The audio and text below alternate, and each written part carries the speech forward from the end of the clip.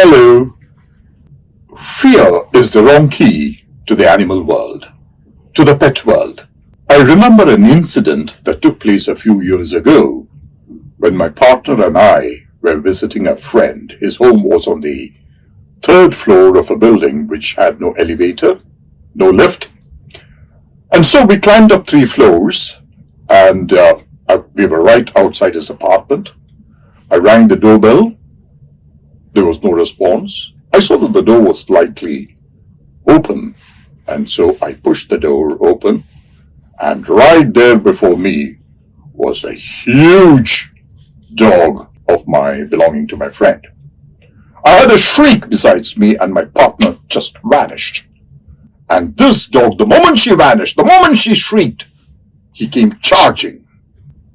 And when he came near me, he just stood still, looked at me as I looked into him. He turned and walked away. Now, this got me to think that an animal which was just there, relaxed, the moment he heard the shriek and the running, he began to charge. Now, why was this? Now, I'm reminded of another story that took place. There was a person, let's call him Fred, in the United Kingdom.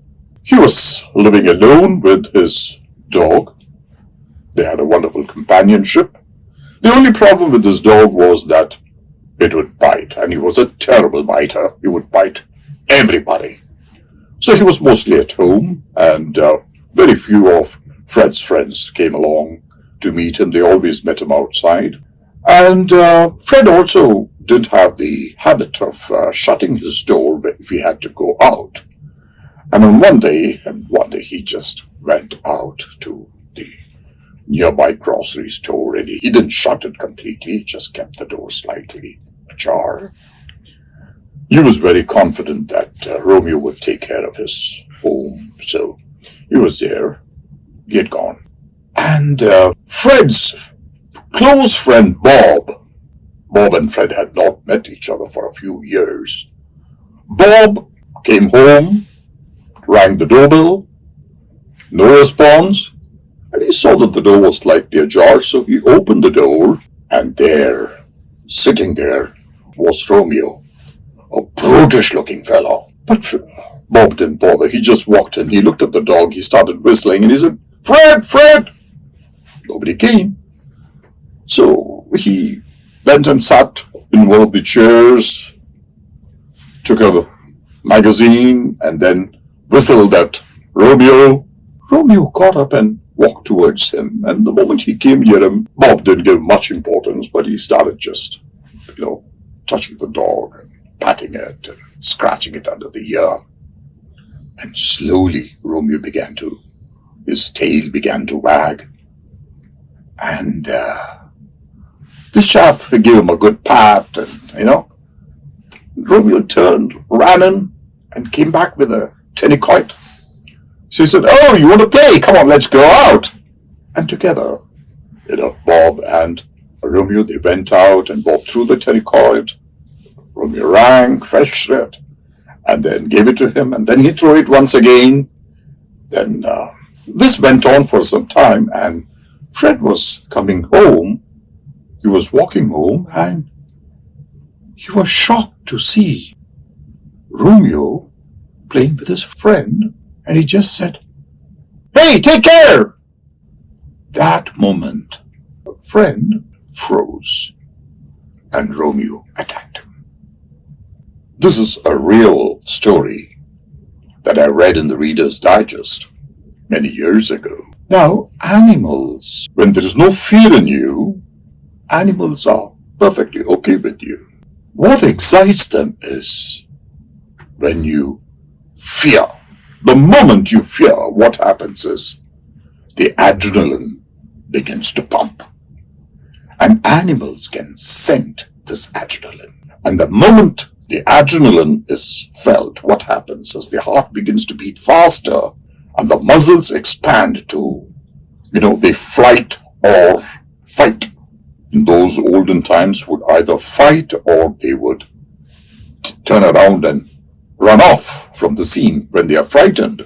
So, the moment the animal feels this it excites, and it expects that this person would run, and so it chases. So, on the other hand, coming back to the first incident that I said when I was at my friend's home, my friend's dog charged, my partner ran away, but I stood still, and there was no fear in me. So he realized that there was no point. I'm not going to run, and there's nothing for him to chase. So he just stopped. And I looked at his eyes, he looked into my eyes, and we knew that neither of us were scared of the other. So it really means the point is that any animal, it gets excited to attack only if you show fear. If you don't show fear, the animal is perfectly all right with you. So there are many of us who are frightened of dogs, cats, or lions and tigers and the other cats.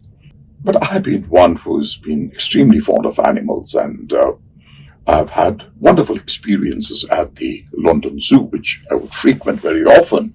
Tigers coming close to the glass at the zoo, and it would surprise the zookeeper.